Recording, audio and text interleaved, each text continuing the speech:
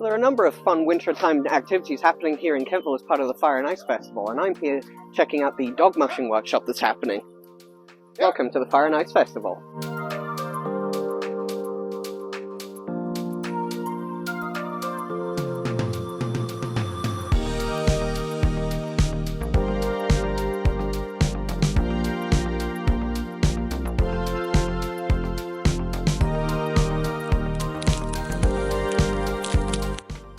Hello and welcome back to the Escape to the Valley channel, bringing you all good things Annapolis Valley.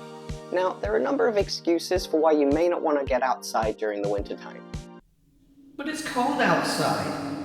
Everything's going to be closed anyway. I'd rather just hibernate, honestly. But Netflix, though. So even though the economy of the Annapolis Valley is far less seasonal than other areas of the province, it still can represent a pretty tricky time for a lot of the local businesses, and that's where the Fire and Ice Festival comes in. Now, this is an event that's put on by the business community of Kentville and supported by the town itself, with a number of free and paid events to bring people out into the cold, to bring them in from the cold, as it were. But this festival goes over a couple of weeks in February, with a number of events and special deals all around town, designed to promote shopping local, support community, and to also give everybody a little bit of fun as well. Now, there were so many events and cool things happening during this festival that I couldn't possibly cover everything, and so this video is just a compilation of all the cool, awesome things I did during the festival, but I would recommend that if you're planning to come in the future, to look ahead, see what's on the schedule, and make sure that you plan accordingly so you can do everything that you want to do.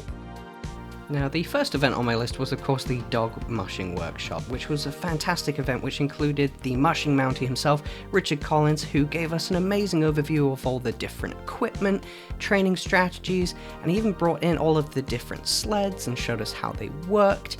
We got to see the different sleds, including the ones with wheels that you can use when there is no snow around, and it even included one made of hockey sticks. Now, Richard actually started mushing with his dogs over a decade ago as a way to get them some exercise, and as an RCMP officer he uses these workshops as an opportunity to reach out to the community, so we're all really grateful for his time that day. Now, of course, all of that's very difficult to concentrate on when you've got these beautiful dogs hanging around, and I was in danger of losing my wife to this one, I'm sure. Our hearts beat to the city streets. We began to feel the fire. We were also treated to some indigenous knowledge with Matilda, who came to share her first-hand experience with dog mushing in Canada's northern wilderness. They also brought in a bunch of the traditional skins, as well as the tools used to make these skins, and I wanted to say a big thank you to them for coming in and sharing that knowledge with us. I even got a chance to try the beautiful Inuit drum, which you can tell from the look on my face I was a beacon of confidence. But they were super nice and didn't make fun of me at all, which is more than can be said for my darling wife. But with the dogs ready and raring to go, it was time to get outside and release the beasts. We all got a turn mushing with the speed of all three dogs, and the dogs were just happy to be blowing off some steam, honestly. And you even get your own cheering squad, which feels awesome. And the next event on my list was down at the Kentville Centennial Arena for the disco-themed Family Skate. This was a super fun event where everybody was encouraged to come dressed in their best disco wear and enjoy a skate to some themed music. Now, seeing as we were close to Valentine's Day, there were hearts and disco balls everywhere, and some folks got more into the theming than others. Hats off to this guy and his fantastic threads and wig. But it was just so nice to see so many families coming out, getting involved, getting some exercise, and getting into the disco spirit.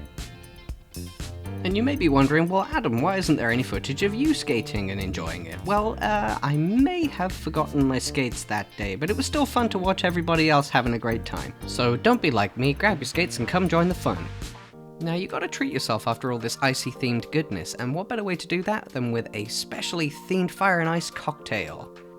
Made with cider vermouth, spiced rum, and cinnamon hearts around the rim of the glass, this drink from the good folks at Maritime Express was delicious, dangerous, and I wanted more.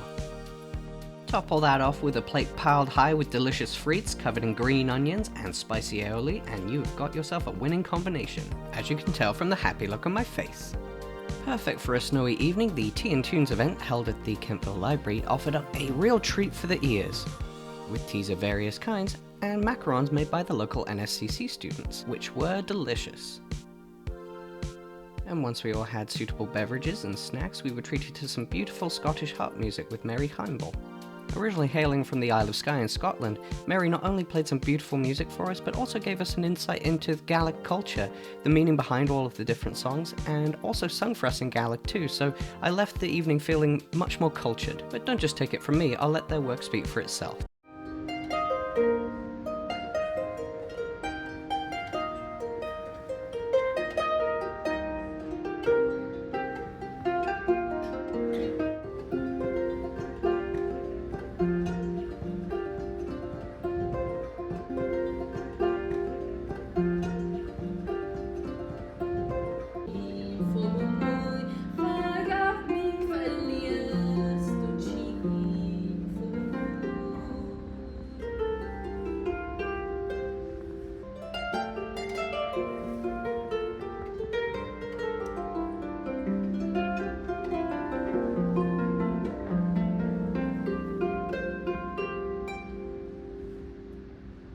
Music, snacks, and warm drinks, what's not to love?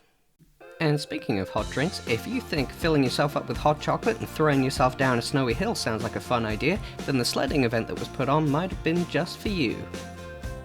And while watching other people wipe out at the bottom of the hill is fun, if you did decide to get involved yourself, the town had your back by providing a nice warm fire, hot drinks, and all the ingredients you needed to make s'mores, so it was a real perfect evening.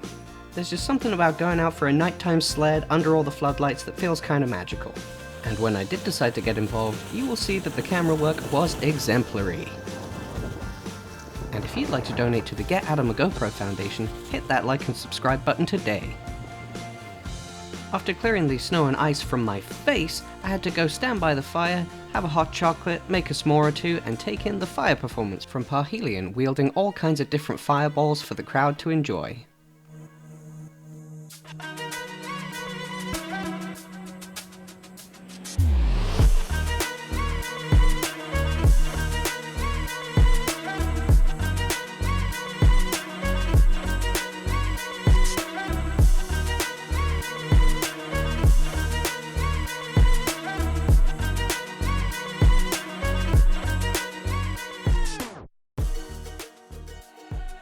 And so with that, it was time to head out, but I went home full of hot chocolate, s'mores, and good memories.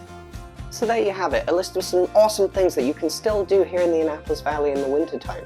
And bear in mind, this is just one festival that happens here in Kentville. There's so much happening across the valley, there are so many attractions that are still offering things to do in the wintertime. And the next time you're planning on coming to the valley, maybe consider a wintertime visit and see what awesome adventures await you. Once again, thanks so much for watching, and I'll see you next time on Escape to the Valley.